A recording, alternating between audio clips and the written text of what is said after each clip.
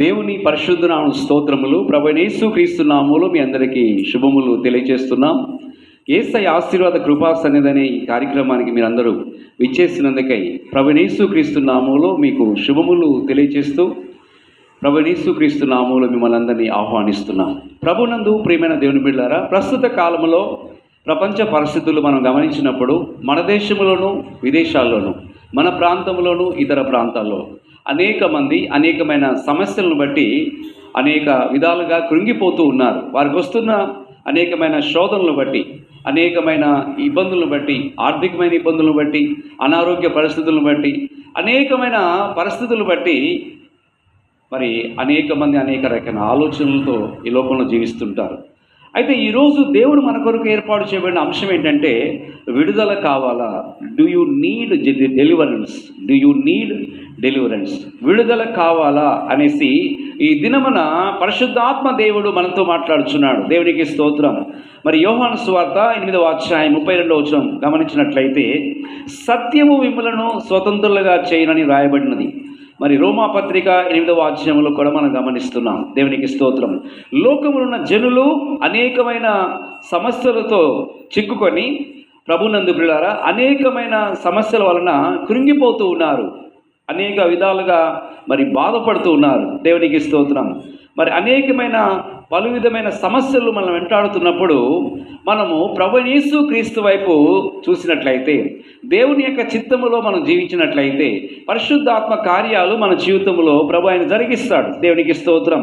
ఇక్కడ లూకా సువార్త 13వ అధ్యాయము 11వ వచనం మనం గమనించినప్పుడు, 18 ఏండ్ల నుండి బలహీనపరచు దెయ్యము పట్టిన ఒక స్త్రీ అచ్చట ఉండెను. ఆమె నడుము వంగిపోయి ఎంత మాత్రమును చక్కగా నిలవబడలేకుండెను.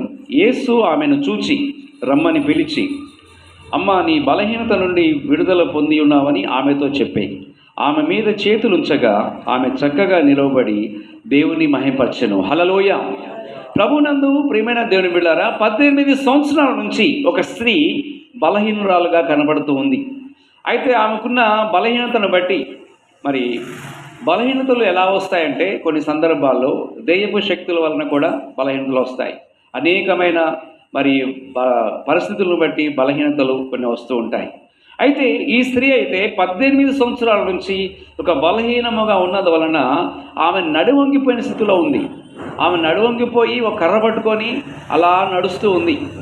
మరి నిటారుగా నిలబడలేని స్థితిలో ఉంది. ప్రభునందు ప్రియులారా, గమనించండి. ఇక్కడ వాక్యము గమనించినట్లయితే యేసు ప్రభువు ఆమెను చూచాడు. ప్రభువు ఎప్పుడైతే ఆమెను చూచాడో ఆమె పట్ల ఒక కనికరము, జాలి మరి కలిగినట్లుగా మనం చూస్తున్నాం. అయితే ఆమెను స్వస్థపరచాలనేసి ప్రభు యొక్క ఉద్దేశమైనది. అందుకే యేసు ప్రభు ఆమెను చూచి రమ్మని పిలిచి, అమ్మ, నీ బలహీనత నుండి విడుదల పొందుచున్నావు. హల్లెలూయా. నీ బలహీనత నుండి విడుదల పొందుచున్నావు. ఈ వాక్యం ఇచ్చిన దేవుని బిడ్డారా, మీరే స్థలములో ఉండి ఈ వాక్యం విన్నప్పటికీ కూడా ప్రభువైన యేసుక్రీస్తు వారు ఆనాడు ఆ స్త్రీని చూచి రమ్మని పిలిచిన దేవుడు ఈరోజు నిన్ను పిలుస్తూ ఉన్నాడు. నీ బలహీనతలను గుర్తిస్తున్నాడు. నీకున్న శోధనలు, నీకున్న వెంటాడుతున్న అనేకమైన పరిస్థితులను చూస్తూ ఆయన జీవితంలో ఒక విడుదల దేవుడు ఇవ్వబోతున్నాడు. ఒక సంతోషకరమైన జీవితాన్ని దేవునికి ఇవ్వబోతున్నాడు. ఒక సమాధాన సంబంధమైన ఆశీర్వాదకరమైన జీవితాన్ని ప్రభునికి ఇవ్వబోతున్నాడు. దేవునికి స్తోత్రం. ఎప్పుడైతే ఆ స్త్రీని చూచి ఆ అమ్మ అని పిలిచాడో ఆమె ప్రభునందు విశ్వాసం కలిగి ఉన్నది. వెంటనే ప్రభు అంటున్నాడు, నీ బలహీనత నుండి విడుదల పొంది ఉన్నావని చెప్పెను. ఆమె మీద చేతులు ఉంచగానే ఆమె చక్కగా నిలవబడి దేవుని మహిమపరచెను. హల్లెలూయా. మన యొక్క జీవితంలో దేవుని యొక్క కనుదృష్టి, ఆయన యొక్క స్వరము, ఆయన యొక్క స్పర్శ, ఆయన ఇచ్చే ప్రభావము, ఆయన ఇచ్చే పరిశుద్ధాత్మ నడిపింపు మనకి ఎప్పుడైతే కలుగుతుందో మనము దేవుని కృప ద్వారా ఒక క్షేమకరమైన ఆశీర్వాదకరమైన జీవితాన్ని మనం పొందగలుగుతున్నాం. దేవునికి స్తోత్రం. ఇక్కడ మనం గమనించినట్లయితే ప్రభునందు ప్రియులారా, మన స్థితులు, మన యొక్క పరిస్థితులు ఆయన చూస్తూ ఉన్నాడు. దేవునికి స్తోత్రం. కానీ కొంతమంది జీవితాల్లో చూసినట్లయితే విశ్వాసంలో బలహీనులుగా ఉంటారు, ప్రార్థన జీవితంలో బలహీనులుగా ఉంటారు, సాక్ష్య జీవితంలో బలహీనులుగా ఉంటారు. సంఘములోను సమాజంలో అనేక మంది అనేక విధాలుగా జీవిస్తూ ఉంటారు. దేవునికి స్తోత్రం. ఇక్కడ వాక్యంలో మనం గమనించినప్పుడు ఆమె 18 సంవత్సరాల నుంచి బలహీనంగా ఉన్నందువలన చాలా వంగిపోయిన స్థితిలో ఉంది. అయితే ఈరోజు దేవుడు మాట్లాడుతున్నాడు, నువ్వు ఒక బలహీనుడిగా ఉండటం దేవుని చిత్తం కాదు. దేవునికి స్తోత్రం. అయితే దేవుడు ఆయన మహిమ కొరకు ఈ సంఘములో, దేవునికి స్తోత్రం, ఈ సమాజంలో, ఈ లోకములో ఆయన మహిమ కొరకు ప్రభు నిన్ను నిలబెట్టబోతున్నాడు. హల్లెలూయా, హల్లెలూయా. దేవునికి స్తోత్రం. ఎప్పుడైతే నీవు దేవుని స్వరాన్ని వింటావో, ఎప్పుడైతే యొక్క వాగ్దానాలు నమ్ముతావో, ఎప్పుడైతే దేవుని యొక్క కృప ద్వారా నీవు స్వస్థత పొందుతావో, నీకున్న బలహీనతల నుండి దేవుడు ఏం చేస్తాడు? విడుదల కలిగిస్తాడు. దేవునికి స్తోత్రం. ఈరోజు విడుదల కావాలా అని పరిశుద్ధాత్మ దేవుడు నీతో మాట్లాడుచున్నాడు. మత్తయి సువార్త మీరు గమనించండి, 9వ అధ్యాయము 20వ వచనం గమనించినట్లయితే, మత్తయి సువార్త 9వ అధ్యాయము 20వ వచనం మనం చదువుకుంటున్నాం.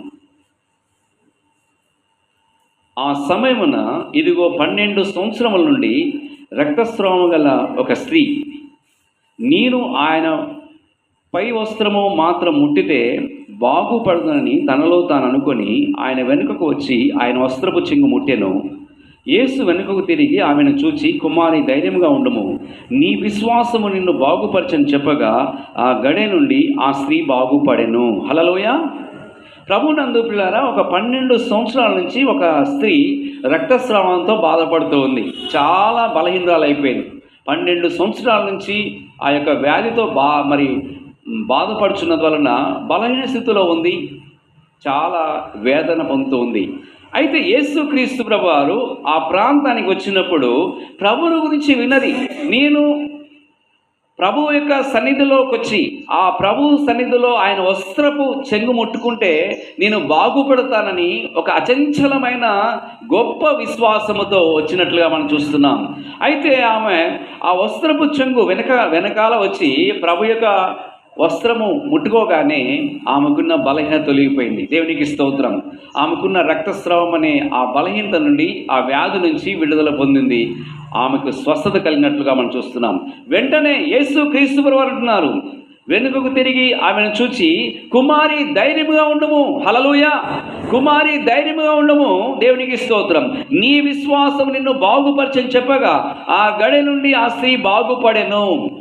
మన జీవితంలో విశ్వాసం అనేది చాలా ప్రాముఖ్యమైనది. దేవునికి స్తోత్రం. విశ్వాసము ద్వారా మనము ప్రభు సన్నిధిలో ఆయన వాక్యాన్ని, ఆయన వాగ్దానాలను, ఆయన చిత్తాన్ని మనం గ్రహించినప్పుడు దేవుని యందు నుండి స్వస్థతను, విడుదలను, ఆరోగ్యమును మనం పొందగలుగుతున్నాం. దేవునికి స్తోత్రం. 12 సంవత్సరాలుగా బాధపడుతున్న, రక్తస్రావంతో బాధపడుతున్న ఈ స్త్రీని ప్రభును స్వస్థపరిచినట్లుగా దేవునికి స్తోత్రం. మన జీవితాల్లో, మీ జీవితాల్లో ఎటువంటి బలహీనతలు ఉన్నా సరే, ఎటువంటి వ్యాధులున్నా సరే, ఎటువంటి సమస్యలున్నా సరే, దేవుడు నీకు విడుదల ఇవ్వబోతున్నాడు. హల్లెలూయా. అయితే ఈమె అనేక మంది వైద్యుల దగ్గరికి వెళ్ళి డబ్బు ఖర్చు పెట్టి ఉండొచ్చు, నిస్సహాయ స్థితిలో ఉంది. అయితే యేసు ప్రభు ఆమెను కనికరించాడు. దేవునికి స్తోత్రం. ఆమెకు స్వస్థత ఇచ్చినట్లుగా మనం చూస్తున్నాం. కనుక స్వస్థత అనేది అది దేవుని కృప ద్వారా మనము పొందగలుగుతున్నాం. యేసుక్రీస్తు ప్రభునందు మన విశ్వాసం ఉంచి ప్రార్థన చేసినప్పుడు, విశ్వాసముతో దేవుని యొక్క సన్నిధిలో ఆయన కృపను వెతికినప్పుడు, ఆ ప్రభు ఇచ్చే స్వస్థతను వెతికినప్పుడు, ప్రభు ఇచ్చే ఆరోగ్యాన్ని వెతికినప్పుడు, ప్రభు ఇచ్చే ఐశ్వర్యాన్ని వెతికినప్పుడు, ప్రభు ఇచ్చే అభిషేకాన్ని వెతికినప్పుడు, ప్రభు ఇచ్చే ఆశీర్వాదాన్ని వెతికినప్పుడు నిశ్చయముగా మనకు దేవుడు విడుదలిస్తాడు. దేవునికి స్తోత్రం. హల్లెలూయా, హల్లెలూయా. ప్రభునందు ప్రియులారా, అనేక మంది ఈ దినాల్లో విడుదల పొందడానికి లోకములో అనేకమైన పుణ్యకార్యాలు చేస్తూ ఉంటారు. పుణ్య నదులకు వెళ్ళి స్నానాలు చేస్తూ ఉంటారు. దేవునికి స్తోత్రం. అయితే ప్రభునందు ప్రియులారా, దేవుని వాక్యములో మనం గమనించినప్పుడు ఆది కాండము, దయచేసి గమనించండి, 40వ అధ్యాయము 14వ వచనం. ఆది కాండము 40వ అధ్యాయము 14వ వచనం.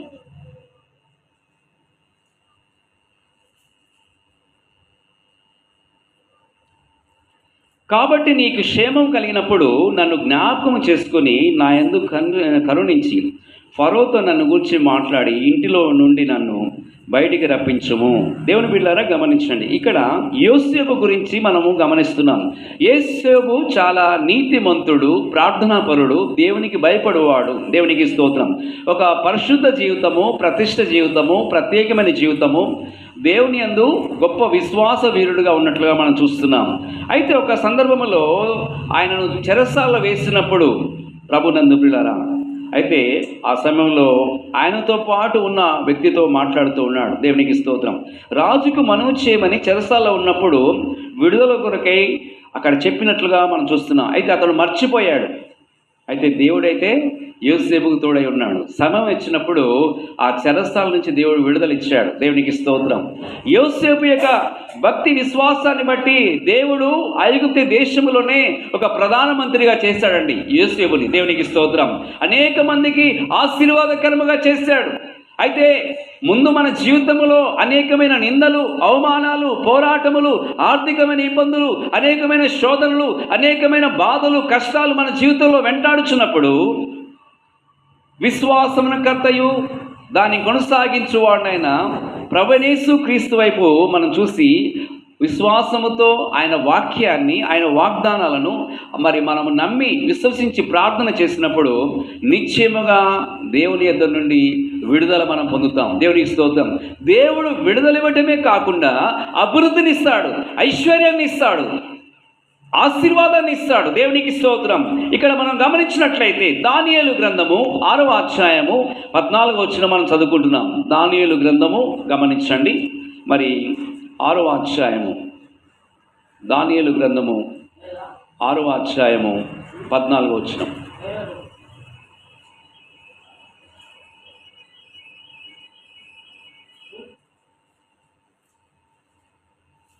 ఇక్కడ దానియేలు సింహపు గోనులో మరి గుహలో పడవేసినప్పుడు దేవుడు దానియేలుకు తోడుగా ఉన్నాడు. దేవునికి స్తోత్రం. అయితే దేవుడు ఏం చేస్తాడంటే సింహపు నోళ్లను ఏం చేశాడు? దేవుడు మూసివేశాడు. దానియేలు ప్రాణమును కాపాడాడు. దేవునికి స్తోత్రం. దానియేలుకు గొప్ప విడుదల కలిగినట్లుగా మనం చూస్తున్నాం. కారణం ఏంటంటే ఆయన యొక్క విశ్వాస జీవితము, ఆయన ప్రార్థనా జీవితాన్ని బట్టి గొప్ప విడుదల పొందినట్లుగా మనం చూస్తున్నాం. ఈ భూమి మీద మనం జీవిస్తున్నప్పుడు పలు విధములైన అనేకమైన సమస్యలు మనకు వస్తూ ఉంటాయి. అయితే యోసేపును దేవుడు జ్ఞాపకం చేసుకున్నాడు. మరి ప్రభునందు ప్రియులారా, దేవుని సహాయము ఎవరైతే మరి పొందుకోవాలని ఎదురు చూస్తారో దేవుడు నిశ్చయముగా వారికి విడుదల దేవుడు ఇస్తున్నాడు. యోసేపును దీవించిన దేవుడు, యోసేపును జ్ఞాపకం చేసుకున్న దేవుడు మనల్ని కూడా ఈ దినమున జ్ఞాపకం చేసుకుంటున్నాడు. దానియేలు గ్రంథము మరి 3వ అధ్యాయము మరి గమనించినట్లయితే 17వ వచనంలో, దానియేలు గ్రంథము 3వ అధ్యాయము 17వ వచనం ధ్యానిస్తున్నాం.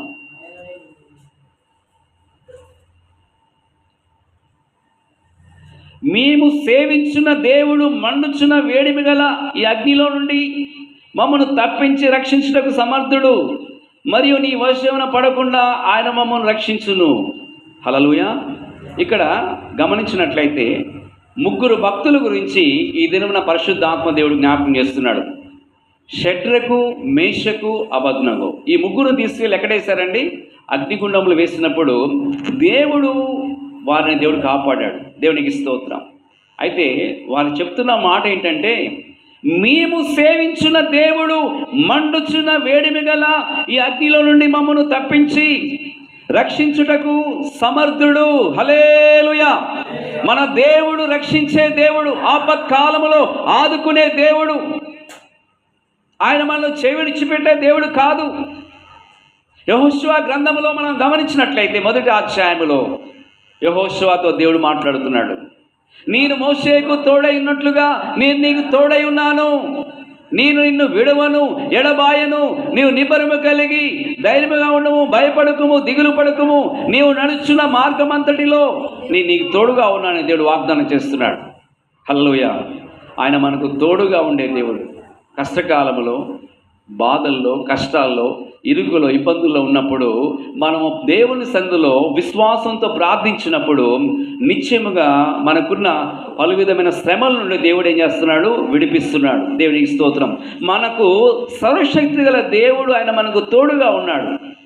వ్యాధి, బలహీనతలు, శోధనలు, అపవాది సంబంధమైన క్రియలు అనేకమైనవి మనల్ని వెంటాడుతున్నప్పుడు మనము దేవుని సంఘంలో ప్రార్థన చేసినప్పుడు నిశ్చయముగా దేవుని యొద్ద నుండి విడుదల పొందుకుంటున్నాం, దేవుని యొద్ద నుండి స్వస్థత పొందుకుంటున్నాం, దేవుడిచ్చే అభిషేకాన్ని మనం పొందుకుంటున్నాం. హెబ్రీయులకు రాసిన పత్రిక గమనించండి, 2వ అధ్యాయము 15వ వచనం ధ్యానిస్తున్నాం. హెబ్రీయులకు రాసిన పత్రిక 2వ అధ్యాయము 15వ వచనం.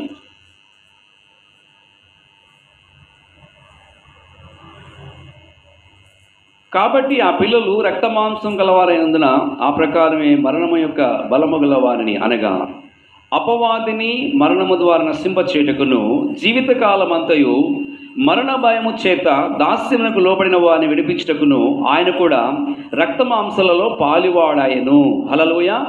ఇక్కడ మనం గమనించినట్లయితే మనల్ని దేవుడు విడిపించడానికి అపవాది యొక్క క్రియల నుండి, సాతాను సంబంధమైన క్రియల నుండి విడిపించట కొరకై ప్రభువైన యేసుక్రీస్తు వారు మనవలే రక్తమాంసములతో, అంటే ఈ లోకములో శరీరధారిగా వచ్చి మన కొరకు బలియాగమై శిలువపై రక్తమును చెందించి మన కొరకు ప్రాణం పెట్టి ఉన్నారు. దేవునికి స్తోత్రం. మరి ఇక్కడ గమనించినట్లయితే సింహపు గుహలో ఉన్న దానియేలును రక్షించిన దేవుడు, అగ్నిగుండములో షడ్రకు మేషకు అబద్దుకు అన్న వారు దేవుని పైన ఆధారపడినప్పుడు అగ్ని జ్వాలలు వారిని కాల్చకుండా దేవుడు వారిని కాపాడినట్లుగా మనం చూస్తున్నాం. దేవునికి స్తోత్రం. మన అనుదిన జీవితంలో ప్రభునందు పిల్లారా, దేవుడు ఒక ప్రత్యేకమైన ప్రత్యక్షతను దేవుడు మనకి ఇచ్చి ఉన్నాడు. దేవునికి స్తోత్రం.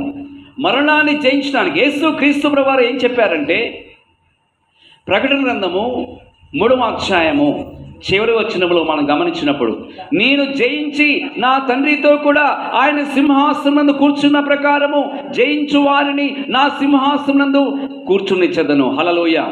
యేసు ప్రభువారు ఆయన లోకమును, పాపమును, వ్యాధిని, ప్రకృతిని, అపవాదిని, మరణమును, పాతాళమును ఆయన జయించారు. దేవునికి స్తోత్రం. అదే విధముగా ఆయన రాకడ కొరకు సిద్ధపడుచున్న సార్వత్రిక సంఘం, మహిమగల సంఘం, జీవగల సంఘం, ప్రార్థించే సంఘము, దేవుని వాక్యాన్ని ప్రేమించే సంఘము, దేవుని ఆజ్ఞలు ప్రేమించే సంఘము కొరకు ప్రభు రాబోతున్నాడు. దేవునికి స్తోత్రం. దేవుని వాక్యములోని మనం గమనించినట్లయితే తెస్సలోనికీయులకు రాసిన మొదటి పత్రిక 2వ అధ్యాయము 8వ వచనం మనం చదువుకుంటున్నాం. తెస్సలోనికీయులకు రాసిన మొదటి పత్రిక గమనించండి, 2వ అధ్యాయము 8వ వచనం. 2వ అధ్యాయము 8వ వచనం.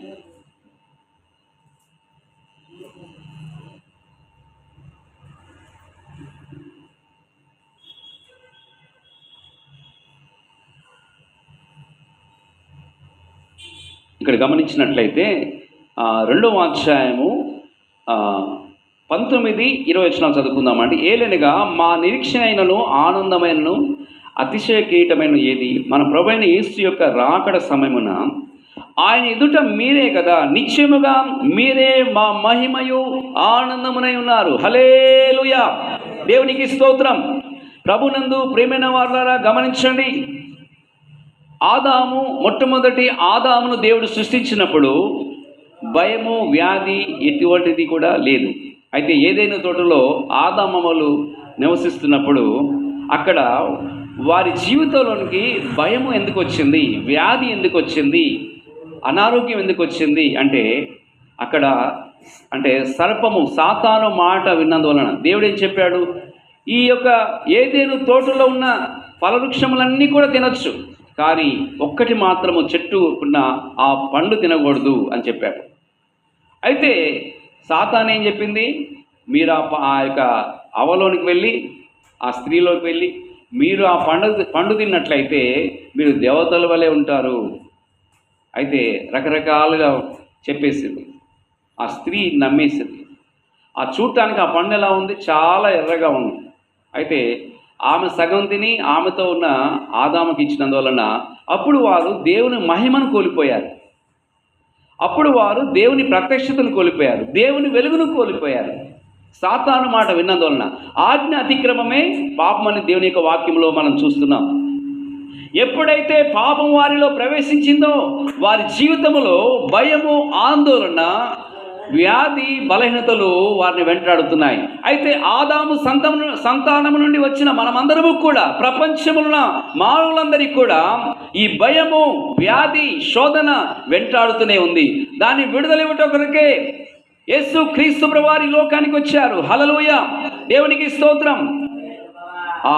ఆనాటి నుండి ఆ భయం అనేది వెంటాడుతూ ఉన్నట్లుగా మనం చూస్తున్నాం. దేవునికి స్తోత్రం. ఇక్కడ దేవుని యొక్క వాక్యములో మనం గమనించినప్పుడు, ఎవరైతే దేవుని నియమములు, దేవుని యొక్క ఆజ్ఞలు, దేవుని యొక్క వాక్యాన్ని అతిక్రమిస్తారో వారి జీవితంలో వారు దేవుని మహిమను కోల్పోతున్నారు, దేవుని ప్రభావాన్ని కోల్పోతున్నారు, దేవుని యొక్క అభిషేకాన్ని కోల్పోతున్నారు, దేవుని యొక్క ప్రత్యక్షతను వారు కోల్పోతున్నట్లుగా మనం చూస్తున్నాం. దేవునికి స్తోత్రం. ప్రభునందు పిల్లారా, ఇక్కడ పరిశుద్ధాత్మ దేవుడు మనతో మాట్లాడుచూ ఉన్నాడు. దేవునికి స్తోత్రం. ఒక సందర్భంలో ఒక వ్యభిచారంతో పట్టబడిన ఒక స్త్రీ తీసుకొచ్చారు ప్రభు యొద్దకు. తీసుకొచ్చినప్పుడు ప్రభు ఏం చేశాడు? ఆమెను మరి క్షమించినట్లుగా మనం చూస్తున్నాం. అయితే ఆమెను రాళ్లతో కొట్టి చంపాలనేసి అనుకున్నప్పుడు యేసు ప్రభువారు, మీలో పాపము లేని వారు మొట్టమొదటి రాయి వేయినప్పుడు వారందరూ వెళ్ళిపోయారు. అయితే ఆ యొక్క స్త్రీతో ప్రభు అంటున్నాడు, అమ్మ, నేను కూడా నిన్ను శిక్ష విధింపను, ఇక పాపము చేయకని చెప్పాడు. దేవునికి మహిమ కలుగును గాక. ప్రభునందు పిల్లారా, ఇక్కడ హాకాను అనే ఒక వ్యక్తిని గురించి పరిశుద్ధాత్మ దేవుడు జ్ఞాపకం చేస్తున్నాడు. అయితే ఇశ్రాయేలు ప్రజల జీవితంలో హాకాను ఎలా ఉన్నాడంటే, మరి దేవునికి విరోధముగా జీవించినట్లుగా మనం చూస్తున్నాం. అయితే అక్కడ విలువగల వస్తువులు, బంగారము ఇవన్నీ కూడా దాచిపెట్టుకున్నట్లుగా మనం చూస్తున్నాం. ఈ దినాల్లో అనేక మంది హృదయాల్లో దేవునికి వ్యతిరేకమైన ఆలోచనలు, దేవునికి వ్యతిరేకమైన తలంపులు, దేవునికి వ్యతిరేకమైన క్రియలు, దేవునికి వ్యతిరేకమైన మరి వారి యొక్క జీవితాలు ఉన్నందువలన దేవుడిచ్చే అభిషేకాన్ని, దేవుడిచ్చే ఆశీర్వాదాన్ని కోల్పోతున్నారు. అన్నిటికంటే ప్రాముఖ్యముగా దేవుని యొక్క వాక్యము ఈ విధంగా తెలియజేస్తూ ఉంది, దేవుని రాజ్యము భోజనము పానము కాదు, కానీ నీతియు సమాధానము పరిశుద్ధాత్మ యందలి ఆనందమై ఉన్నది. దేవునికి స్తోత్రం. ఇక్కడ దేవుని యొక్క వాక్యము ద్వారా మనం గ్రహించేది ఏంటంటే, దేవునికి స్తోత్రం, మన కొరకు దేవుడు సిద్ధపరిచిన ఒక అద్భుతమైన ఒక మహిమగల స్థలం అనేది ఒకటి ఉంది. దేవునికి స్తోత్రం. ఒక మహిమగల స్థలం అనేది ఒకటి ఉంది. అది సియోను అనే పరిశుద్ధ స్థలము. దేవుడు మన కొరకు ఏర్పాటు చేసిన నూతన యెరూషలేము అనే ఒక పరిశుద్ధమైన దేవుని యొక్క రాజ్యమైనది. ప్రభునందు ప్రియమైన దేవుని బిడ్డలారా, ఇక్కడ పరిశుద్ధాత్మ దేవుడు కొన్ని సంగతులు మనకు తెలియజేస్తున్నాడు. దేవునికి స్తోత్రం. మన యొక్క జీవితంలో విడుదల కొరకు కనిపెడుతూ ఉన్నాం. అయితే దేవుడు మనకు విడుదలను ఇవ్వబోతున్నాడు. దేవునికి మహిమ కలుగును గాక. ఆమేన్.